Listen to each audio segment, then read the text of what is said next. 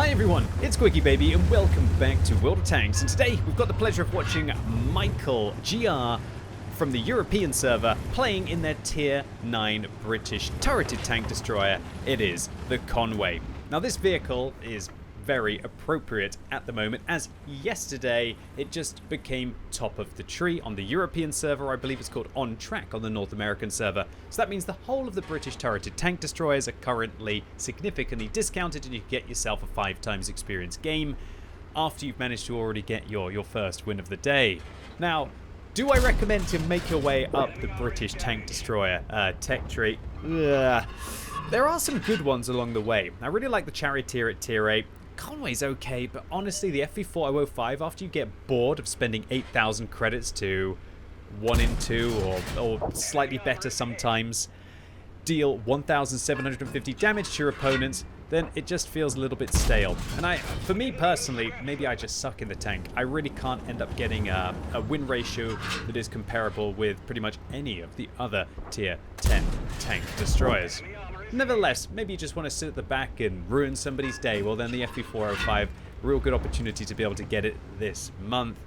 So, Michael, you might be thinking, why is he just chilling at the back here? And I thought when I first saw this replay, oh, it's going to be another one of those kind of games where somebody just sits there and gets to farm. And spoilers, yeah, it is going to be another one of those games where somebody sits at the back and gets to farm.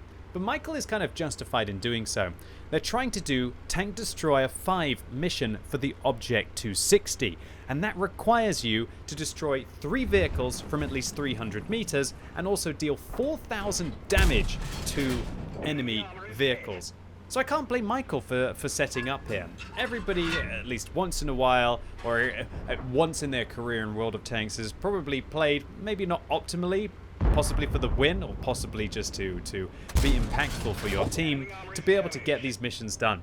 I remember when I was trying to do the Incinerator mission, I think it was called MT12, as far as I can remember, when you had to set a vehicle that was higher tier than you on fire, not once, but twice. It actually ended up with possibly one of my most outrageous and enthusiastic celebrations in video gaming history. But you will have seen that if you watched the awesome 10 years of World of Tanks highlight video that Tanya made for our my 10th anniversary a couple of months ago. So now let me talk about the Conway a little bit.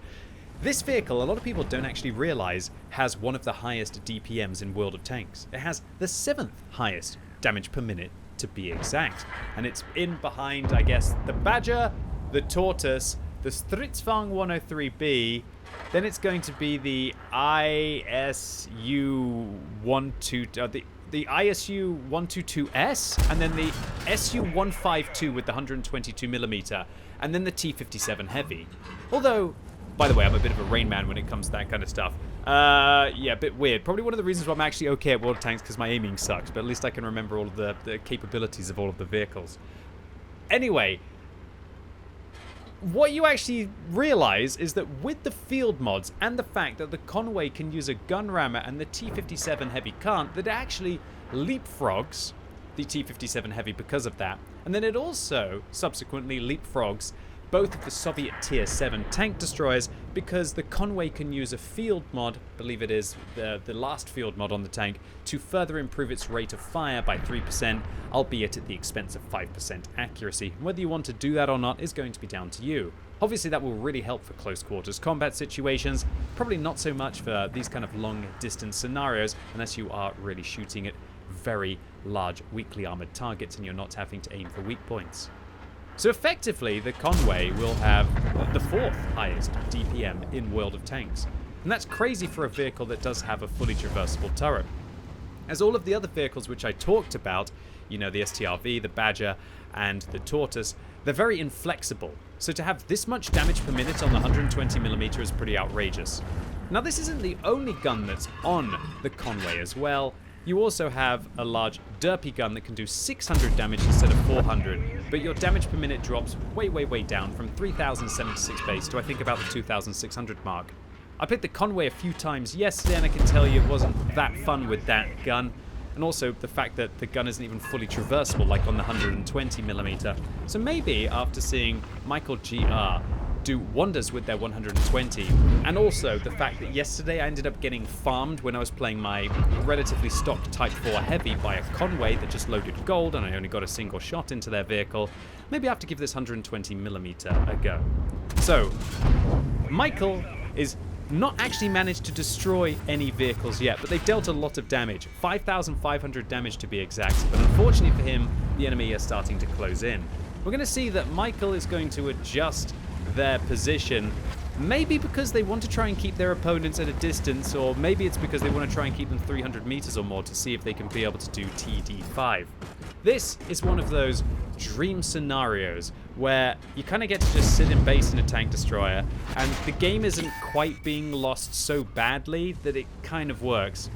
Honestly, I think if Michael wasn't doing this mission, I would have liked to have seen him play as more of like a heavy tank role for the Conway. And while it definitely doesn't have good armor, sometimes that raw firepower and getting involved in the game and helping your heavy tanks out while it is still winnable can allow you to win way more games than if you chill back and try to play as the quintessential tank destroyer that the Conway just doesn't really perform as. Okay, so Michael, getting lit up and reduced to a third of their hit points, now decided to drop back.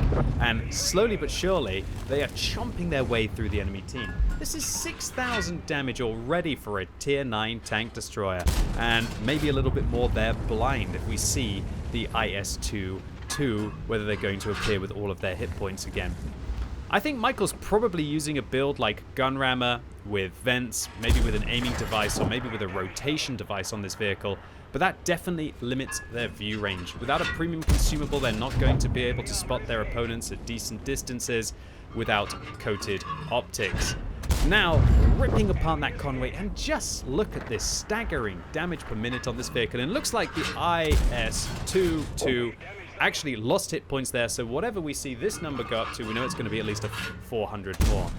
So Michael, having dealt 7,800 damage in this game, still hasn't managed to pick up a kill. That's just outrageous stuff, and I'm feeling a little bit bad, hoping that they're going to be able to do this TD5 mission before the battle is won.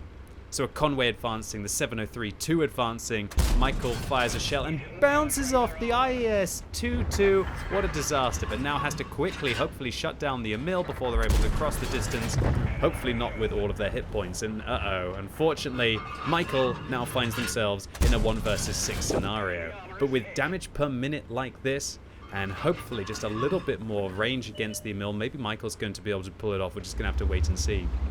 So the Skoda T50 manages to spot Michael. He puts in what I think was a very high roll for armor piercing or high explosive round there into the Skoda, finishing them off. Follows it up with a kill on the 703-122 as well. And this is one of those dream scenarios. It's like you're playing Duck Hunt back on old school consoles, or arguably personal computers, whatever you'd be wanting to call them then, depending on whether you were a kind of a Commodore fellow. So, the Conway now. By the way, I've never played Duck Hunt. I'm not even sure what console it specifically was on. Maybe it was like a NES title. You have to let me know. All right, so Conway now with Michael in the bush trying to spot out. There's somebody in the cap circle. That's outrageous stuff. Michael is going to put an armor-piercing round into the 58. High rolls, shutting them down for 467 hit points. And now, suddenly, their 1 versus 6 is looking a little bit better as it's a 1 versus 3. Now a high explosive round goes into the WTF Panzer IV. Michael is over 10,000 damage in the Conway, now reducing their 1 versus 6 to a 1 versus 2. Did I get you, boys and girls? Did I possibly get you there? Did you think that this one was going to be a Kolobanov's? Did you think that over 10,000 damage would be enough to win a game of World of Tanks at tier 9? And unfortunately for Michael, he didn't even start killing the enemy team until they were in 300 meters. And so Michael's going to have to game on to get TD5 done. Although, let's be honest, if Michael can continue to have epic games like this, he's going to have the 260 in no time, let alone doing this mission. And considering how much damage Michael did blind, this was actually over 11,000 damage, managing to do between 5 and 10 times what anyone else on his team was able to achieve. I don't think I've ever seen quite so much damage in a tier 9 tank. let alone a Conway. But when you think about this vehicle's statistics and the fact that when you do set this vehicle up for its maximum damage potential, that it will actually end up in the highest damage per minute on any turreted tank in the game, maybe it starts to become a little bit more believable. And while Michael did fire a good amount of premium ammunition this game, he would have made a profit with or without a premium account. Although we need to take into account that it looks like some of that was due to a mission completion. And you know you've had a good game when you actually end up getting more experience than the vast majority of the enemy team, even with your losing experience. And remember, with the battle heroes that Michael got, with the tank sniper, the Confederate, and the high caliber, courageous resistance will be added on top, meaning this was effectively a 1,400 base game. So, Michael, commiserations to you for not being able to pick up the last couple of kills in this game.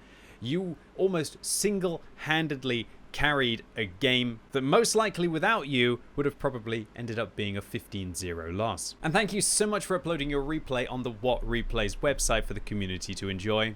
I thoroughly did. And Michael, if you watch the video, please do let me know how it feels to play Duck Hunt in 2022 in World of Tanks. Anyway, ladies and gents, boys and girls, that was it for today. Really hope you enjoyed this video. If you did, give it a thumbs up. If you hated it, give it a thumbs down. And let me know if you ever had a situation like this in World of Tanks where the enemies just seem to keep constantly lining up in front of you. I think it's the kind of game that a lot of us fall to sleep dreaming about and then wake up and realize, oh, it didn't actually happen. Anyway, as always, thank you so much for watching. You've been epic, and hopefully I'll see you soon.